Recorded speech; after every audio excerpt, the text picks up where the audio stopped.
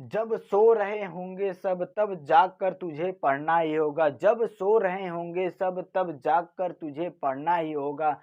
बड़ा सपना तूने देखा है, बड़ा सपना तूने देखा है, उसे पूरा करने के लिए तुझे खुद से दिन रात लड़ना ही पड़ेगा तुम्हें। जय हो दोस्तों। तो आज हम बात करने वाले हैं दांत और जीभ के बारे में। तो आइए पहले समझते हैं दांत है क्या। दांत जो है कि दोनों जबड़ों के किनारे पर स्थित होता है।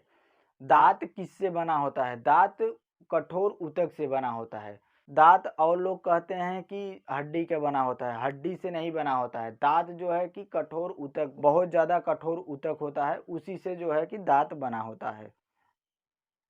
दांत का क्षति फ्लोरीन गैस से पहुंचती है। फ्लोरीन गैस अगर में दांत में लग जाएगा तो दांत पूरा झड़ जाएगा। देखते हैं कि दांत का प्रकार कितने प्रकार के। दांत 4 प्रकार के होते हैं। दांत 4 प्रकार के होते हैं। पहला कृंतक, जिसको हम इंग्लिश में कहते हैं इंसीजर। एक कृंतक दांत जो है कि चपटे और धारदार होते हैं।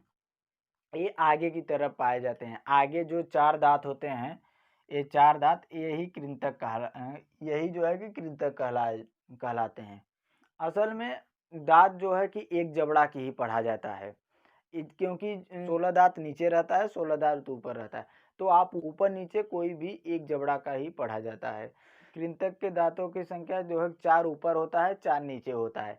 ये भोजन को काटने और कुतरने के काम आता है। कभी कभी आप खाए होंगे मूली, गाजर, कुछ आप सब जो है कि आगे वाले दांत से ही काटते हैं। तो ये दांत क्या होता है? कृंतक दांत होता है, इंसीजर जिसको कहते हैं। इंसीजर दांत भोजन को काटने और कुतरने का काम करता है। दूसरा है रदनक, जिसको हम अंग्रेजी में केनाइन बोलते हैं।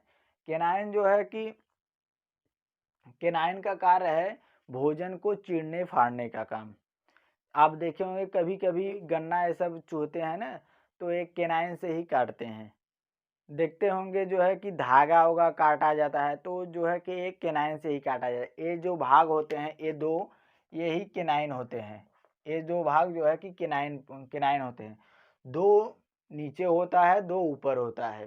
ये जो केनाइन होता है मांस भक्षियों में अधिक होता है। जैसे हाथी देखे होंगे, हाथी में जो है कि बहुत ज़्यादा निकला होता है, बहुत ज़्यादा ये बड़ा का निकला होता है। हाथी जो होते हैं ये केनाइन से खाते होते नहीं हैं। ये जो है कि उसका अपने सुरक्षित के लिए ये दांत उसका निकला होता है।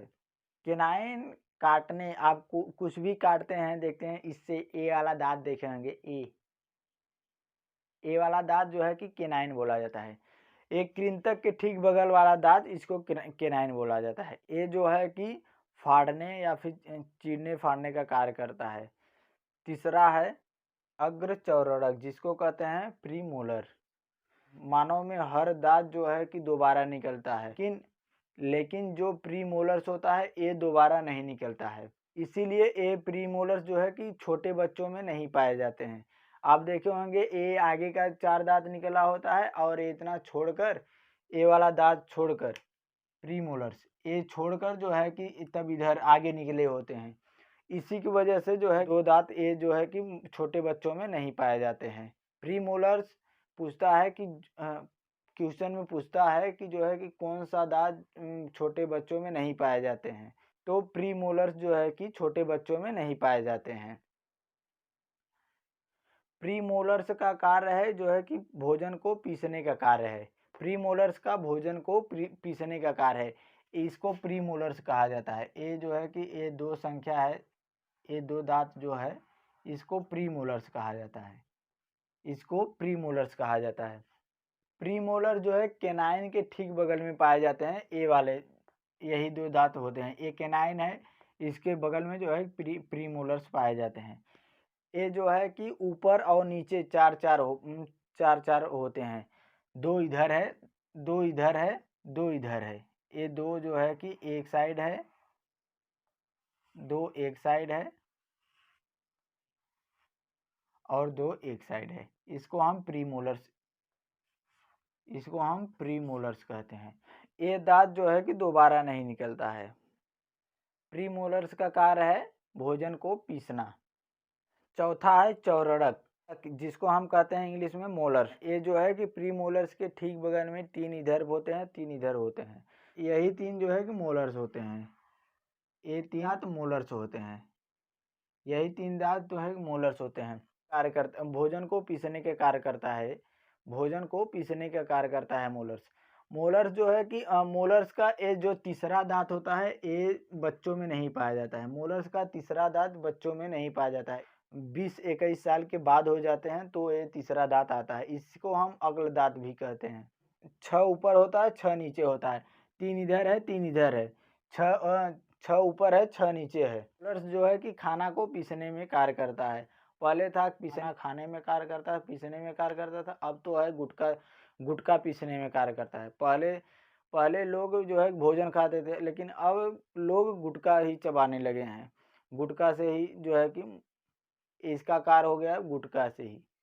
आप देखे होंगे कि छोटे-छोटे बच्चों से ही छोटे-छोटे बच्चों जो है कि अब गुटखा चबाने लगे हैं। और इसका ये दाँत आप देखे होंगे कि दाँत भी एकदम बेकार हो जाए, लेकिन तो भी गुटखा नहीं छोड़ते हैं। तो खैर इसको छोड़िए, इस पे हम ध्यान नहीं देंगे। अगर मैं पूछे कि मानव के जीवन काल में दाँतों की संख्या, तो 52। 20 बच्चों में पाया जाता है और प्लस जो है 32 जो है कि ये 20 टूटने के बाद आता है। 20 टूट जाता है तो ये जो है कि 32 दाँत आते हैं। तो 32 और 20 जो है 52 दाँत। मानव के जीवन काल में दांतों की संख्या 52 होती है। अब देखिए हैं इसका सूत्र होता है कुछ दंत सूत्र, जिसको हम बोलते हैं डेंटल फार्मूलास। ICPM बटे ICPM।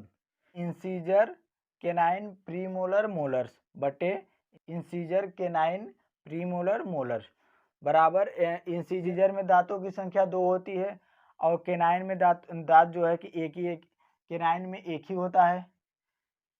केनाइन में एक ही होता है और जो है कि प्रीमोलर में 2 होते हैं। 2 ऊपर, 2 एक साइड होते हैं, 2 इधर होते हैं। और जो है मोलर में 3 इधर होते हैं, 3 इधर होते हैं, है ना।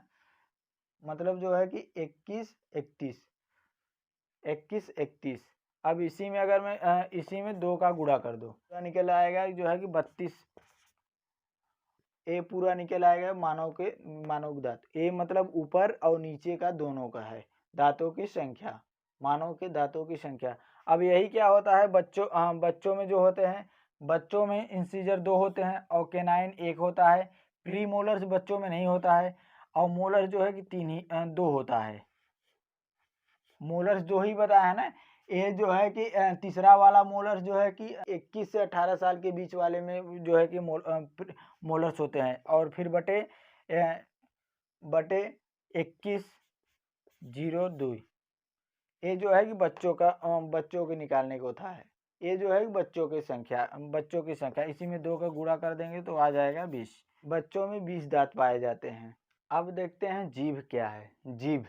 जीभ जो है कि स्वाद बताती है। स्वाद ये कैसे बताती है, जबकि इसमें 10,000 स्वाद कणिकाएं होते हैं जीभ में। जीभ जो है कि लार को भोजन से मिलाता है। जीभ लार को भोजन से मिलाता है। जीभ में श्लेष्म श्रावण करती है, जिसके वजह से हमारा जीभ हमेशा जो है कि गीला रहता है। श्लेष्म की वजह से ही जो है कि हमारा जीभ हमेशा गीला रहता है। जीभ स्वाद बताने का कार्य करता है। जीभ स्वाद बताने का कार्य करता है। ये जीभ का स्ट्रक्चर देखिए, जो अग्र वाला भाग होता है ये आगे वाला है। ये वाला जीभ जो होता है आगे वाला, ये जो है कि मीठा स्वाद बताता है। आगे से आप देखते हैं जब मीठा कोई चखता है तो ऐसे चखेगा, ऐसे चख के ऐसे जो है कि आगे से ही मीठा का स्वाद पता चल जाता है। ये जो है अग्र वाला भाग जो है कि नमकीन बताता है। इधर का जो भाग होता है जीभ का, इधर का भाग होता है जो ये वाला भाग होता है, ये जो है कि नमकीन बताता है। और इधर का इसके जो और पीछे होता है ये खट्टा बताता है। आप देखते हैं ना कोई इमली खाता है तो ऐसे बोलता है, ऐसे बुलाता है, ऐसे करता है, तो ये जो है कि खट्टा यहाँ पर लगता है, ये यहाँ पर, इसके वजह से जो है कि ये यहाँ। और ये पश्च वाला भाग जो है कि कड़वा या फिर तीखा बताता है। पच वाला भाग कड़वा या तीखा बताता है। कोई देखते हैं कोई तीखा खा लेता है तो ऐसे करता है, ये यहाँ तीखा लगता है, यहाँ मतलब ये जो पार्श्व वाला भाग होता है यहाँ तीखा लगता है।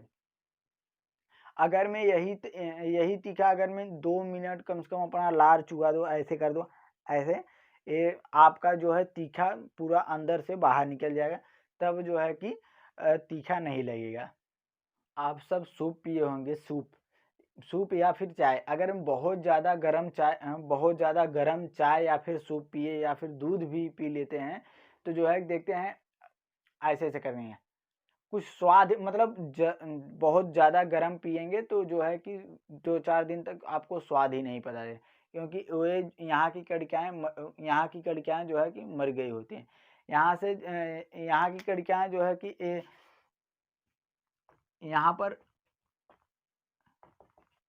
यहाँ पर बड़ी-बड़ी कड़िकाएँ पाई जाती हैं। लास्ट वाले पोर्शन में बड़ी-बड़ी पाई जाती हैं और इधर जो है कि छोटी-छोटी पाई जाती हैं। ये आगे वाले पोर्शन में जो है कि छोटी-छोटी कड़िकाएँ पाई जाती हैं और पाछे वाले में बड़ी-बड़ी कड़िकाएँ अगर मैं चाय पिएँगे, बहुत ज़्यादा ज़रा चाय पिएँगे जो है कि कड़िकाएँ मर जाती हैं। इसके वजह से कड़िकाएँ जो है कि फूल जाती हैं, बहुत ज़्यादा जो है दिखाई, तब वहाँ का स्वाद आपको मतलब स्वाद ज़्यादा पता नहीं चलता है आप सबको। सूप या चाय पियो और आइसक्रीम खाते हो, सूप या चाय पीते हो और आइसक्रीम खाते हो, तो आइसक्रीम का जो है कि ज़्यादा स्वाद पता नहीं चलता है। आइसक्रीम का ज़्यादा स्वाद नहीं पता चलता है। आइसक्रीम जो कि क्योंकि सॉफ्ट होता है, ये खाते हैं तो तुरंत जो है कि अंदर चला जाता है। ये जो है कि आस-पास, और वही जो है कि चाय जो होता है, चाय अगर मैं हल्का ठंडा पिएँगे तो जो है कि हल्का थोड़ा ठंडा रहता है, तो जो है कि हम लोग को सारा स्वाद जो है कि हम सबको पता चल जाता है। क्योंकि जो चाय होता है, चाय जो है कि पूरी तरह स्वाद कणिकाओं से मिलकर जो है कि अंदर जाता है। इसके वजह से हम लोग को पूरी चाय की पूरी जो है कि स्वाद पता चल जाता है, और जो आइसक्रीम होता है वो जो है कि सॉफ्ट होता है। इसके वजह से सॉफ्ट होने की वजह से जो है कि सीधे अंदर चला जाता है, तो हम लोग को ज़्यादा जो है कि स्वाद पता नहीं चल पाता है। आई होप कि आप जीभ और दाँत समझ गए होंगे। अब मिलेंगे नेक्स्ट क्लास में, तब तक के लिए जय हो।